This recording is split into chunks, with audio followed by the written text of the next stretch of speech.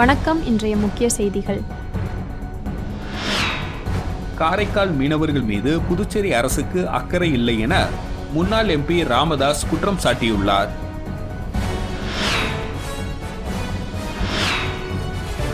கோவையில் அதிர்ச்சி சம்பவம். பைக்கில் வந்து செயின் பறித்த 2 பெண்கள் கைது செய்யப்பட்டனர்.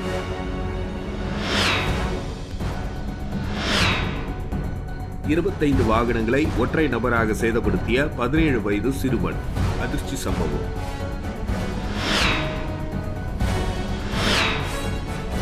புதுச்சேரி பாகூர் பகுதியில் எலக்ட்ரீஷியன் வேலை செய்து வந்த இளைஞர் மின்சாரம் தாக்கி பரிதாபமாக உயிரிழந்த சம்பவம் அதிர்ச்சியை ஏற்படுத்தியுள்ளது. இனி வருவது விரிவான செய்திகள். காரைக்கால் மீனவர்கள் மீது புதுச்சேரி அரசுக்கு அக்கறை இல்லை என முன்னாள் எம்பி ராமதாஸ் குற்றம் சாட்டியுள்ளார். இது தொடர்பாக அவர் வெளியிட்டுள்ள அறிக்கையில், இலங்கை அரசால் கைது செய்யப்பட்ட காரைக்கால் மீனவர்கள் விரைவில் தாயகம் திரும்புவார்கள் என கடந்த 18ஆம் தேதி மீன்வளத்துறை அமைச்சர் லட்சுமி நாராயணன் தெரிவித்தார். கடந்த 24ஆம் தேதி மீட்கப்படுவார்கள் என்று உறுதியளித்தார். அந்த மீனவர்களின் உறவினர்களும் நம்பிக்கையுடன் இருந்தனர். ஆனால் அமைச்சரின் வாக்குறுதி ஏமாற்றத்தை ஏற்படுத்தியுள்ளது. மீனவர்கள் விடுவிக்கவில்லை. அவர்களது சிறைக்காவல் மார்ச் 10ஆம் தேதி வரை நீட்டிக்கப்பட்டுள்ளது. துப்பாக்கி சூடு நடத்தி மீனவர்கள் கைது செய்யப்பட்ட பிரச்சினை தீவிரம் கருதி முதல்வரோ அமைச்சரோ டெல்லிக்கு சென்று உள்துறை மற்றும் வெளியுறவுத்துறை அமைச்சர்களை சந்தித்து விடுவிக்க நடவடிக்கை எடுக்க வேண்டும். துப்பாக்கி சூட்டில் காயமடைந்த மீனவரை ஜாமீனில் எடுத்து வந்து சிகிச்சை அளித்திருக்கலாம். அதையும் அரசு செய்யவில்லை. காரைக்கால் மீனவர்கள் தொடர் போராட்டத்தில் ஈடுபட்டனர். அப்பொழுதும் முதல்வர், அமைச்சர் மீனவர்களை சந்திக்கவில்லை. முதல்வர், அமைச்சர்களுக்கு காரைக்கால் மீனவர்கள் மீது அக்கறை இல்லை என குறிப்பிடப்பட்டுள்ளது. வங்கி சேவை குறைபாடு குறித்த புகார் மனு மீதான விசாரணையில் பாதிக்கப்பட்டவருக்கு ரூபாய் 1.50 லட்சம் இழப்பீடு வழங்க வேண்டும் என புதுவை மாநில நுகர்வோர் தீர்வு ஆணையம் உத்தரவிட்டுள்ளது. புதுச்சேரி மூலகுளத்தை சேர்ந்தவர் கஜலட்சுமி. இவர் வீட்டு உபயோகப் பொருட்கள் வாங்குவதற்காக பொதுத்துறை வங்கியில் கடந்த 2019ஆம் ஆண்டில் வங்கியின் கடன் பிரிவு முகவர் ராஜேஷ் என்பவர் உதவியுடன் 2 கடன்களுக்கு விண்ணப்பித்துள்ளார். ஆனால் அவருக்கான ரூபாய் 58,000 கடன் தொகை ராஜேஷின் நண்பரான சாரதியால் மோசடியாக பெறப்பட்டதாம். இதனால் கஜலட்சுமிக்கு கடன் தொகையோ அல்லது அதற்கான வீட்டு உபயோகப் பொருட்களோ கிடைக்கவில்லை என கூறப்படுகிறது. ஆனால் பொதுத்துறை வங்கியில் ரூபாய் 6,428 மாதாந்திர தவணையானது கஜலட்சுமி வங்கி கணக்கிலிருந்து கழிக்கப்பட்டுள்ளது. இதற்கிடையே கஜலட்சுமி வங்கி கணக்கில் போதிய பணம் இல்லாத காரணத்தால் அவருக்கு ரூபாய் 67,000 அபராதமும் விதிக்கப்பட்டுள்ளது. அதையடுத்து அவர் மாநில நுகர்வோர் குறைதீர் ஆணையத்தில் மனு தாக்கல் செய்தார். இதை மாநில நுகர்வோர் குறைதீர் ஆணைய தலைமை உறுப்பினர் சுந்தரவடிவேலு, உறுப்பினர் உமாசங்கரி ஆகியோர் விசாரித்தனர். விசாரணை நிறைவடைந்த நிலையில் கடன் தொகை இல்லை என்னும் சான்றிதழை மனுதாரருக்கு வழங்கவும், மனுதாரருக்கு இழப்பீடாக ரூபாய் 1.50 லட்சத்தை 2 மாதங்களில் வழங்கவும், தவறினால் 9% வட்டியுடன் வழங்கவும் உத்தரவிட்டனர். ஆளும் ஆட்சியாளர்கள் மக்களை பற்றி கவலைப்படாமல் முதலமைச்சர், அமைச்சர் மற்றும் அதிகாரிகள் என அனைவரும் ஊழல் செய்து வருவதாக முன்னாள் முதலமைச்சர் நாராயணசாமி குற்றம் சாட்டியுள்ளார். புதுச்சேரி மங்களம் தொகுதி காங்கிரஸ் நிர்வாகிகளின் செயல் வீரர்கள் கூட்டம் கோட்டைமேடு பகுதியில் நடைபெற்றது. மங்களம் தொகுதி பொறுப்பாளரும் மாநில செயலாளருமான ரகுபதி தலைமையில் நடைபெற்ற இந்த கூட்டத்தில் காங்கிரஸ் தலைவர் வைத்திலிங்கம் எம்பி, முன்னாள் முதலமைச்சர் நாராயணசாமி, முன்னாள் அரசு கொறடா அனந்தராமன், முன்னாள் துணை சபாநாயகர் பாலன் மற்றும் முன்னாள் அமைச்சர்கள், சட்டமன்ற உறுப்பினர்கள், காங்கிரஸ் நிர்வாகிகள் என அனைவரும் திரளாக கலந்து கொண்டனர். இந்த கூட்டத்தில் பேசிய முன்னாள் முதலமைச்சர் நாராயணசாமி, புதுச்சேரியில் ஒரு ஊழல் மிகுந்த ஆட்சி நடைபெறுகிறது எனவும், இங்கு முதலமைச்சர், அமைச்சர்கள் மற்றும் அதிகாரிகள் ஊழல் செய்கிறார்கள், இவர்களுக்கு மக்களை பற்றி கவலை இல்லை என்று குற்றம் சாட்டிய நாராயணசாமி, ஆட்சியாளர்கள் லஞ்சம் பெற்று வருவதாகவும் நாராயணசாமி கடுமையாக விமர்சனம் செய்துள்ளார். புதுச்சேரியில் 5 நபர்களிடம் ரூபாய் 2.98 லட்சத்தை நூதன முறையில் மோசடி செய்த மர்ம நபர்கள் குறித்து சைபர் கிரைம் போலீசார் வழக்கு பதிந்து விசாரித்து வருகின்றனர். புதுச்சேரி மிஷன் வீதியை சேர்ந்தவர் வேணுகோபால். இவரை மர்ம நபர் வாட்ஸ்அப்பில் தொடர்பு கொண்டு குறைந்த முதலீட்டில் அதிக லாபம் சம்பாதிக்கலாம் என கூறி வங்கி செயலியை அனுப்பியுள்ளார். இதில் வேணுகோபால் தனது வங்கி விவரங்களை பதிவு செய்த சிறிது நேரத்தில் அவரது வங்கி கணக்கிலிருந்து ரூபாய் 1.27 லட்சத்தை மோசடி செய்தது தெரியவந்தது. இதேபோல் பாகூரை சேர்ந்த ராம்குமாரை மர்ம நபர் தொலைபேசியில் தொடர்பு கொண்டு குறைந்த வட்டியில் கடன் தருவதாக கூறினார். இதனை நம்பிய அவர் செயலாக்க கட்டணமாக ரூபாய் 87,000 மர்ம நபர் கூறிய வங்கிக் கணக்கில் செலுத்தி ஏமாந்தார். புதுச்சேரி நெல்லித்தோப்பு பகுதியைச் சேர்ந்த பிரியதர்ஷினி ரூபாய் 19,000, முருகப்பாக்கம் பகுதியைச் சேர்ந்த பரணிதரன் ரூபாய் 45,000, முத்தியால்பேட்டையைச் சேர்ந்த கீர்த்தி ரூபாய் 20,000 என மோசடி கும்பலிடம் எழுந்துள்ளனர். அதன்படி 5 நபர்களிடம் மர்ம நபர்கள் மொத்தம் 2.98 லட்சம் மோசடி செய்துள்ளனர். அனைவர் அளித்த புகாரின் பேரில் புதுச்சேரி இணைய வழி குற்றப்பிரிவு போலீசார் வழக்கு பதிந்து விசாரித்து வருகின்றனர். நடிகர் சிவாஜி கணேசனின் இல்லத்தை ஜப்தி செய்ய சென்னை ஐகோர்ட் உத்தரவிட்டுள்ளது. நடிகர் திலகம் சிவாஜி கணேசனின் பேரன் துஷ்யந்த் மூத்த மகன் ராம்குமாரின் மகன். இவரும் மனைவி அபிராமியும் ஈஷன் புரொடக்ஷன் என்ற பெயரிலான சினிமா கம்பெனியின் பங்குதாரராக உள்ளனர். இந்த நிறுவனம் விஷ்ணு விஷால், நிவேதா பித்துராஜ் ஆகியோர் நடிப்பில் ஜெகஜாலு கில்லாடி என்ற பெயரில் படம் ஒன்றை தயாரித்தது. படத்தின் தயாரிப்புக்காக தனபாக்கியம் என்டர்பிரைசஸ் என்ற நிறுவனத்திடம் இருந்து 3.74 கோடி கடன் பெற்றிருந்தனர். ஆண்டுக்கு 30% வட்டியுடன் கடனை திருப்பித் தருவதாக அவர்கள் உறுதி அளித்திருந்தனர்.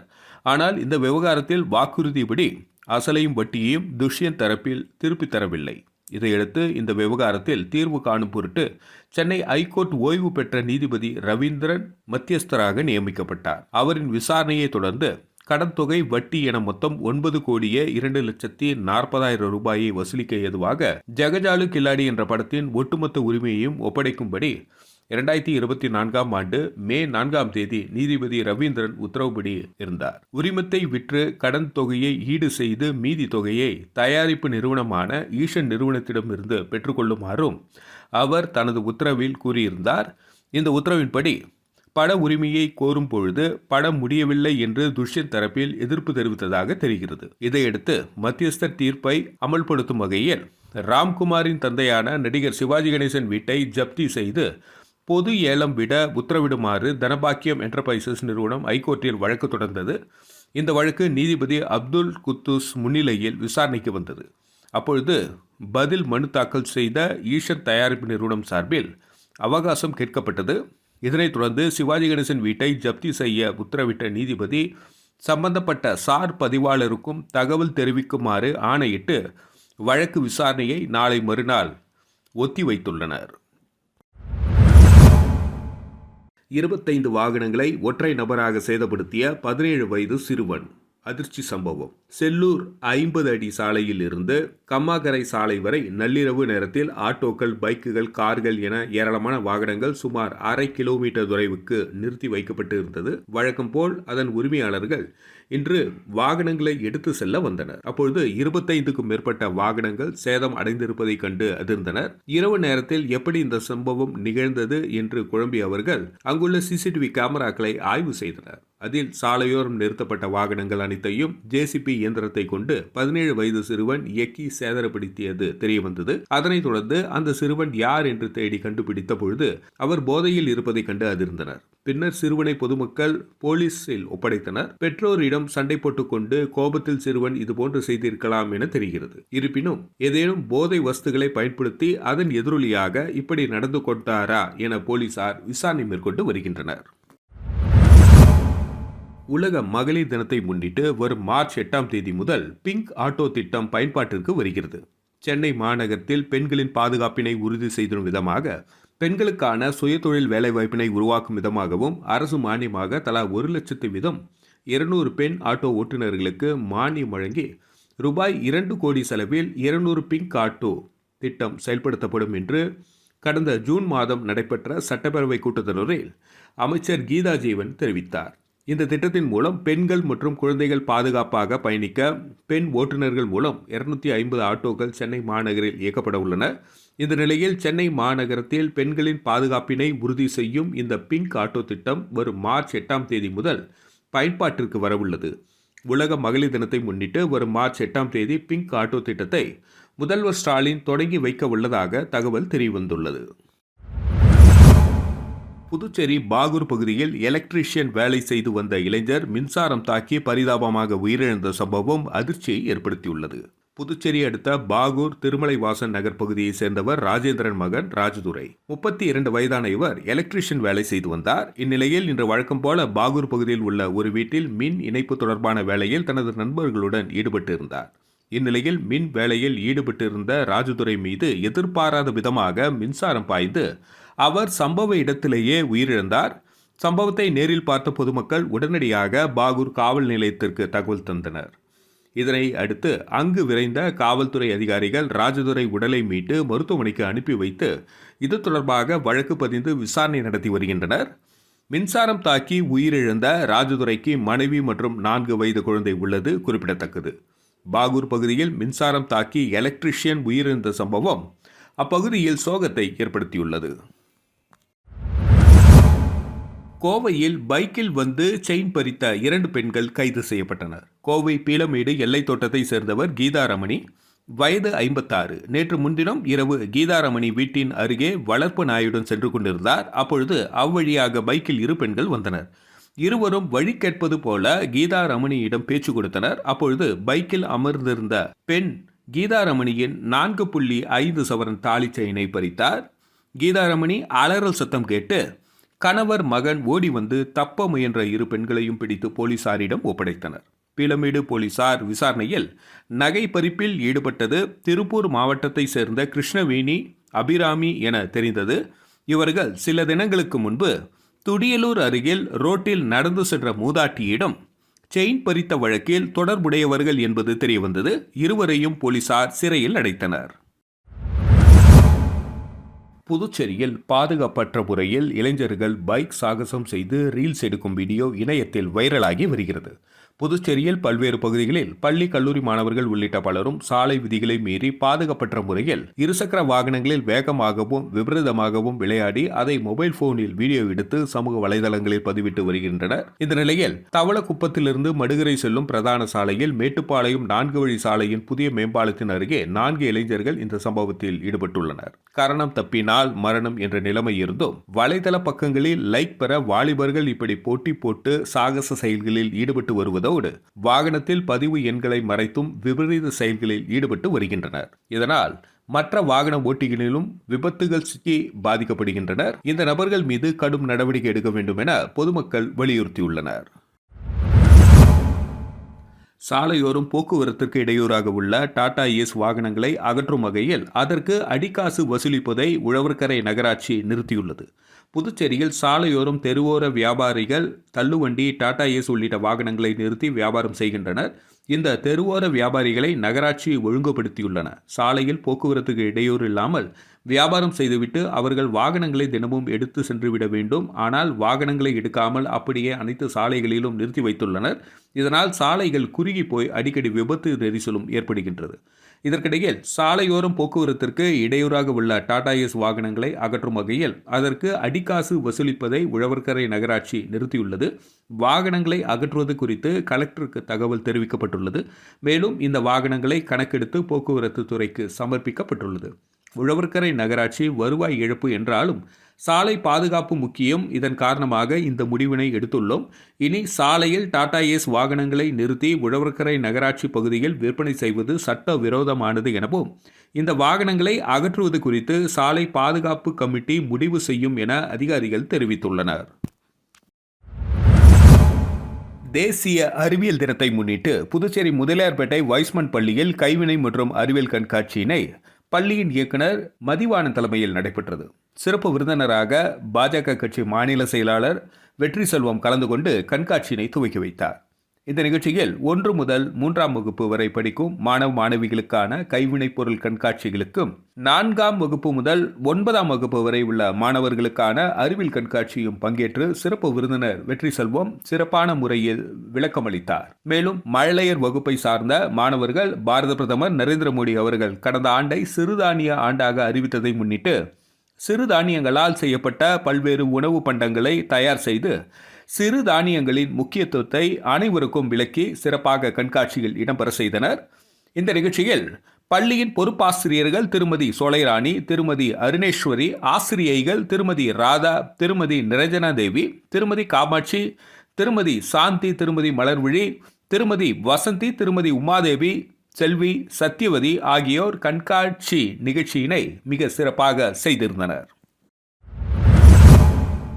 புதுச்சேரியில் குறிஞ்சிநகர் பகுதியில் சாக்கடையில் சிக்கிக் கொண்ட நாய்க்குட்டியினை மனிதாபிமானத்துடன் மீட்ட புதுச்சேரி தீயணைப்புத்துறை வீரர்கள். புதுச்சேரி குறிஞ்சிநகர் பகுதியில் உள்ள சாக்கடையில் நாய்க்குட்டி ஒன்று சிக்கிக் கொண்டதாக விலங்கியல் ஆர்வலர் அசோக் என்பவருக்கு கிடைத்த தகவலின் பேரில் அவர் தீயணைப்புத்துறை வீரர்களுடன் அப்பகுதிக்கு சென்று 1 மணி நேரத்திற்கு மேலாக போராடி சாக்கடையில் சிக்கிய நாய்க்குட்டியை மீட்டனர். இந்த வீடியோ தற்பொழுது சமூக வலைதளங்களில் வைரலாகி வருகிறது. மனிதாபிமானத்துடன் நாய்க்குட்டியை மீட்ட தீயணைப்புத்துறை வீரர்களை பொதுமக்களும் சமூக ஆர்வலர்களும் பாராட்டி வருகின்றனர். புதுச்சேரி பழைய துறைமுகம் அருகே கடற்கரை ஓரத்தில் பெரிய கடலாமை ஒன்று இறந்து கரை ஒதுங்கிய சம்பவம் பரபரப்பை ஏற்படுத்தியுள்ளது. உலகம் முழுவதும் தற்பொழுது காலநிலை மாற்றங்கள் பல வகையாக மாறுபட்டு வருகின்றன. இந்நிலையில் கடந்த சில நாட்களாக புதுச்சேரி கடல் சீற்றத்துடன் காணப்பட்ட நிலையில் நேற்று இரவு புதுச்சேரி பழைய துறைமுகம் பகுதி அருகே உள்ள கடற்கரை ஓரத்தில் அளவில் மிகப்பெரிய கடலாமை ஒன்று இறந்த நிலையில் கரை ஒதுங்கி இருந்தது.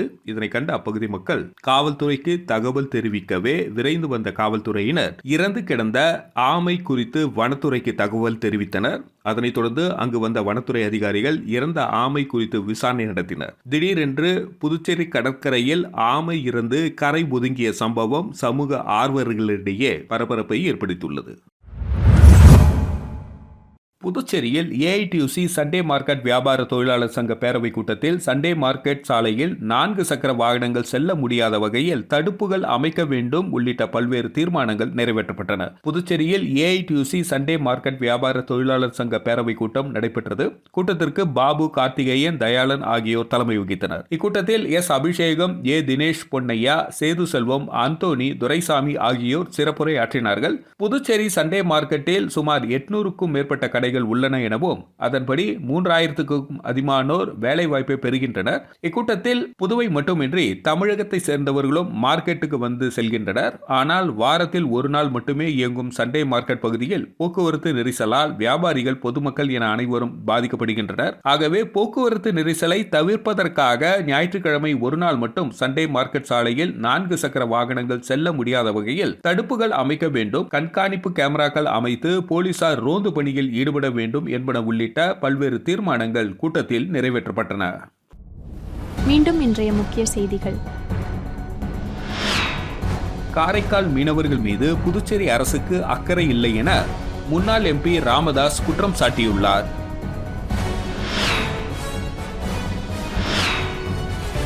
கோவையில் அதிர்ச்சி சம்பவம். பைக்கில் வந்து செயின் பறித்த 2 பெண்கள் கைது செய்யப்பட்டனர்.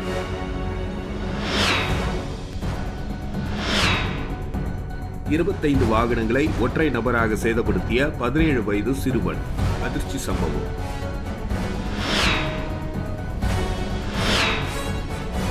புதுச்சேரி பாகூர் பகுதியில் எலக்ட்ரீஷியன் வேலை செய்து வந்த இளைஞர் மின்சாரம் தாக்கி பரிதாபமாக உயிரிழந்த சம்பவம் அதிர்ச்சியை ஏற்படுத்தியுள்ளது. செய்திகளை துல்லியமாகவும் தெளிவாகவும் தெரிந்து கொள்ள கிரியேட்டிவ் மீடியா யூடியூப் சேனலை சப்ஸ்கிரைப் செய்து கொள்ளவும். நன்றி, வணக்கம்.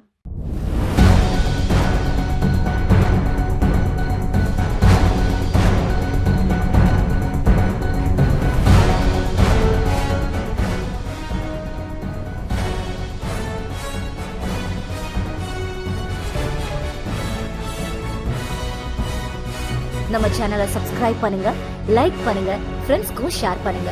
தேங்க்யூ.